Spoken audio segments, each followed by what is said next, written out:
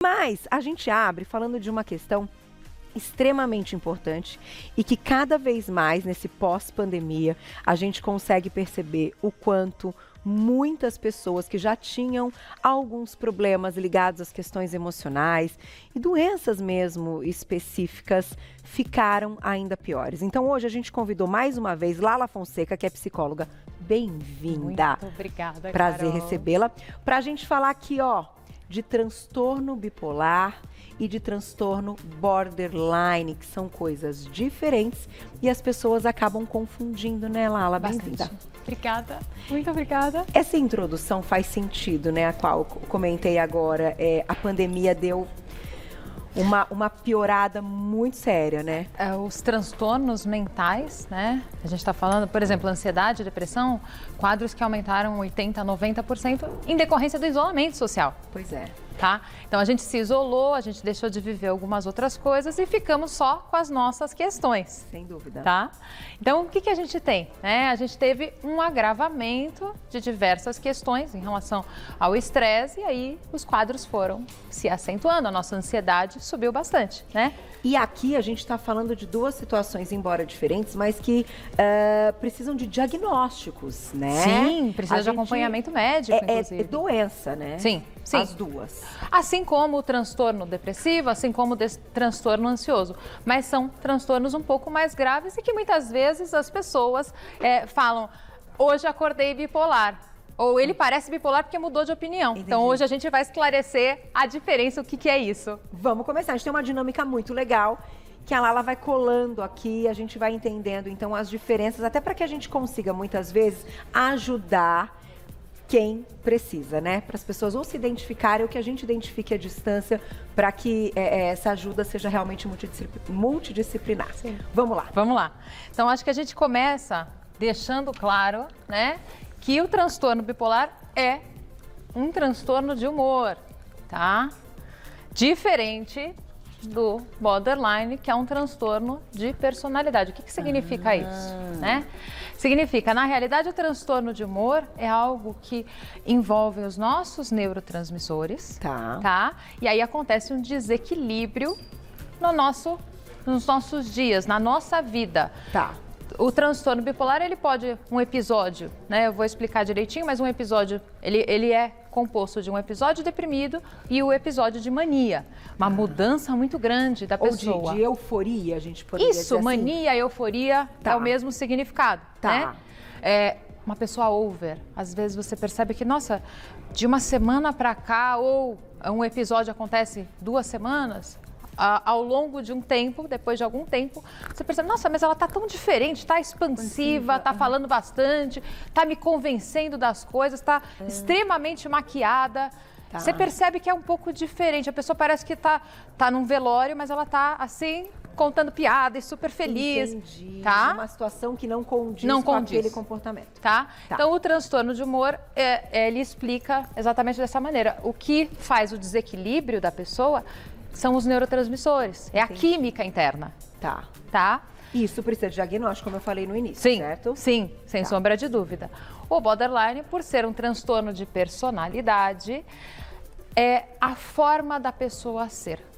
Tá? Então, algo acontece durante o dia da pessoa que muda completamente. De repente, ela está super feliz porque teve uma notícia boa e aí ela não gostou de alguma coisa, ela se transforma, fica agressiva e fica incomodada.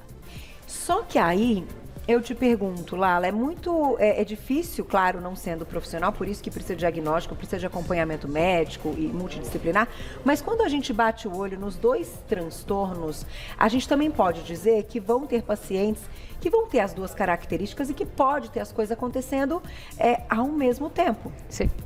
Na verdade, Carol, antes de vir aqui, eu falei, vamos fazer uma nova pesquisa, né? Eu tenho pacientes que têm o transtorno bipolar. E aí, avaliando a questão da pesquisa, a gente começa a ver que pelo menos 50% das pessoas que foram diagnosticadas com um transtorno bipolar, na realidade, são borderline. Tá?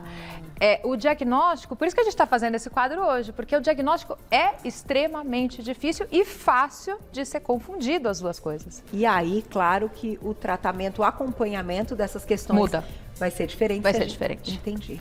Vamos para o próximo, Vamos então, para a gente descobrir mais, né? Mais então, uma diferença. Aqui a gente tem, no borderline, a mudança de humor extremamente constante. Então, no dia, por exemplo, você casada com uma pessoa que é borderline, você sai de casa, tchau, amor, tudo bem, ótimo. Tudo ótimo, de repente você chega em casa, nossa. Você está sendo recebido com um vaso na cabeça. Você não sabe se vai ser recebido com uma flor ou com um vaso. O que eu fiz hoje para estar dessa forma? Puxa. Então, são pessoas que têm um comportamento que, de repente, muda tudo. Muda tudo. Inclusive de humor, mesmo não sendo bipolares. É o humor que muda da pessoa, por mais que se chame transtorno de humor, tá? Porque, na verdade, interfere na personalidade, no jeito da pessoa ser. Ah, entendi. Tá? Então, isso diz mais de uma coisa bem individual. Exato. Das características e do perfil daquela pessoa. Aqui, no caso, não seria mudança de humor constante, porque tem uma duração. A pessoa dura num período triste, sem motivação, às vezes sem fome ou com não é a quadros de mudança sono. da hora para outra. Não. Perfeito, entendi. Tá? Entendi. Fica muito claro dessa forma. Seja um transtorno ligado ao humor, ele não é assim, ó, de manhã tá tudo bem, à noite tá tudo um horror. Diferente de borderline. Entendi. Por isso que a gente tem aqui, ó, períodos. Então, algum período de tempo não é no mesmo dia que acontece. Período da euforia, da mania e o período deprimido. Então, a gente pode ter uma pessoa que fique, assim, 1 ano com um período deprimido e aí vai ter um episódio de mania. Por isso que é difícil de diagnosticar. Que difícil, hein? É mais difícil ainda até do que borderline. Sim. Mas, por exemplo, ali quando você vê a pessoa na mania, você vê que ela, além de aparecer over, de repente você chega, ela doou várias coisas na sua casa. Você fala assim, nossa, mas você doou tanta coisa, por quê? Ou, gente, mas como é que você comprou uma bolsa de 20 mil sendo que você não pode pagar? Entendi, mas loucura. Exatamente. É isso que acontece nos episódios de mania. É claro que, assim, tem níveis de mania na pessoa, tá? Às vezes ela pode passar como uma pessoa extremamente produtiva, virou a noite trabalhando, ela tá ali super exagerada e tá funcionando. Não quer dizer que ela vai ter períodos que ela não vai conseguir realizar coisas. No depressivo, sim. Na fase deprimida, é possível que ela... E aí, às vezes, o que acontece num trabalho é ao acaso, né? O que acontece é exatamente isso. A gente percebe que a pessoa, de repente, está ali trabalhando bem, está funcionando, e aí você não entende muito bem, mas você fala assim, não, mas ela foi tão bem a semana passada, então talvez esteja acontecendo alguma coisa, ou as coisas não estejam funcionando, a comunicação falhou, ela fica com falta de vontade, mas passa despercebido. Tem níveis de bipolaridade que passam totalmente despercebido. E eu acho muitas vezes que aumenta ainda mais essa confusão, até o difícil diagnóstico, porque a gente tem a forma popular, então, de falar da questão bipolar. Acordei bipolar. Ah, não, nossa, só pode ser bipolar. Sabe assim, é de lua. Isso. E a gente usa de forma incorreta. Exatamente. Né? Até porque esse de lua se encaixaria muito bem no borderline. No borderline. Tá? Olha que interessante. Então a gente tem que aprender. E claro, a gente está falando aqui de doença. Voltamos, né, a tocar nesse assunto mais uma vez. Vamos pro próximo. Daqui a pouquinho tem perguntinhas do público. Então a gente tem aqui um nível altíssimo de agressividade. Tá? Porque tem muita briga aqui, né? A gente tem uma questão em relacionamentos, né? Muito alta, uma questão em que a pessoa, de repente, você se torna a pessoa da minha vida, eu te admiro, você é fantástico, mas aí você você não fez aquilo pra mim, ou você desmarcou um almoço comigo, eu fico completamente irritada, né? E aí a pessoa pode até voltar no almoço com você super simpática, como se nada tivesse acontecido. Ou até outra situação, né? Exatamente. Que coisa. Tá? Então, agressividade também fazendo parte. E aí agora eu venho também pro pensamento acelerado. Como que é o pensamento do bipolar? É um pensamento de uma pessoa que tem alguma dificuldade em constância. Então é assim, eu acordo, decido que eu vou fazer um café, aí no meio do café eu falo, nossa, eu esqueci de lavar a louça ontem à noite. Aí eu paro no meio do café, vou lavar a louça. Aí eu ouço uma música do vizinho, eu vou ligar o rádio. Aí eu paro o café, paro a louça e vou ligar meu rádio. E aí de repente começo a dançar, a cantar, tô feliz e esqueci tudo que eu estava fazendo. Então o pensamento do bipolar, sem muitas terminar vezes, as coisas. Sem terminar. Começa e vai deixando pelo caminho. Vai deixando pelo Zero foco. O foco foi embora. A dificuldade no foco. O foco vai embora. Isso é muito provável que aconteça. Então, é interessante você avaliar Por quê? Porque a pessoa ela vai cortando e de repente ela tá uma colcha de retalhos ali, trazendo vários pensamentos desconexos. E você fala assim, gente, mas a gente estava falando de uma coisa, de outra? Que coisa, hein, Lala? Não, e a gente está colocando isso dessa forma exatamente para ajudar as pessoas, né, do outro lado, entenderem um pouquinho de comportamento de alguém muito próximo ou dos próprios, né, exatamente, comportamentos, para ter ajuda. Já já a gente vai falar de tratamento. Com certeza. Vou lá, já volto daqui a pouquinho, ter perguntinhas do público no @VocêBonitaTV. Muito bom. Daqui a pouquinho tem perguntinhas do público no @VocêBonitaTV. Voltamos então, vamos para uma próxima característica aqui para a gente já deixar os quadros aí completos. Aí a gente tem no transtorno borderline a sensação de inutilidade. Por que isso, Carol? Porque na realidade, pela pessoa ter uma certa dificuldade em ser constante e estar constante, ela vai fazendo vários rompimentos na vida. Né?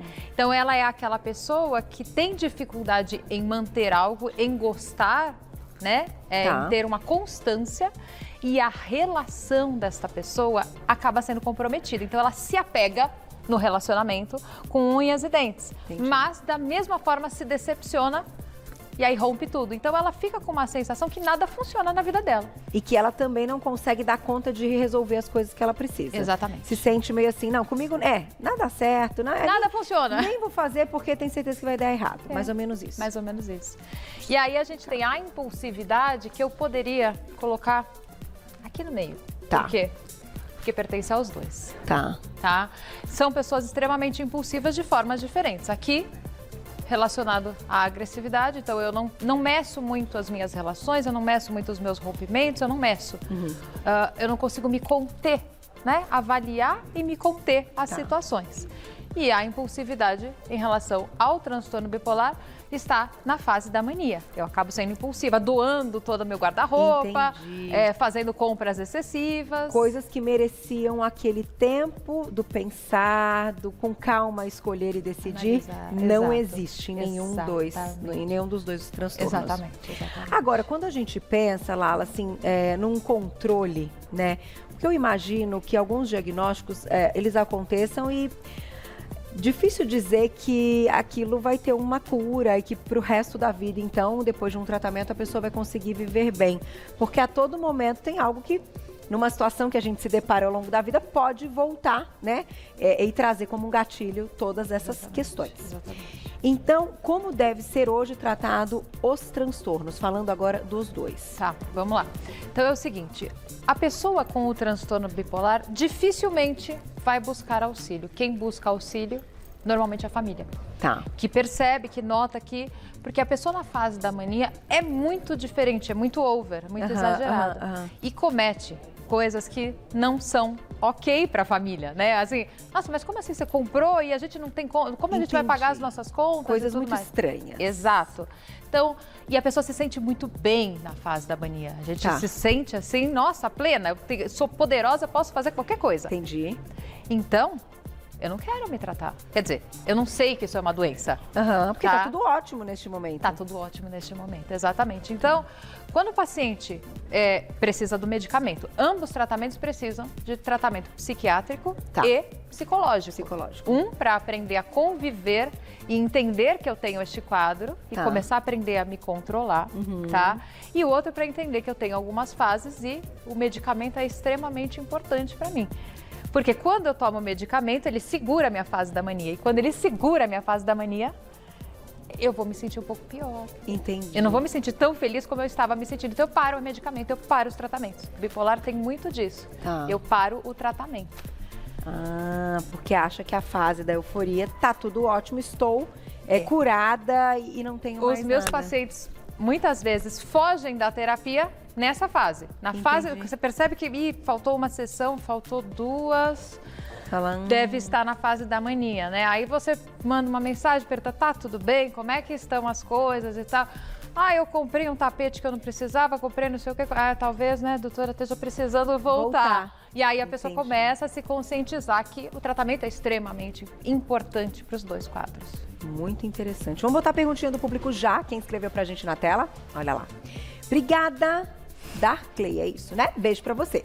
Ser bipolar ou borderline é uma questão genética ou ambiental? O que tá ligado aí do que vocês já sabem? Tem uma altíssima probabilidade de, se você tem um parente bipolar, você tem mais chance. Tem uma grande probabilidade de ser bipolar ou, né, de ter um episódio dessa forma. Dessa forma, tá. Por isso que, por exemplo, a gente pega uma questão ali, um infarto, Carol.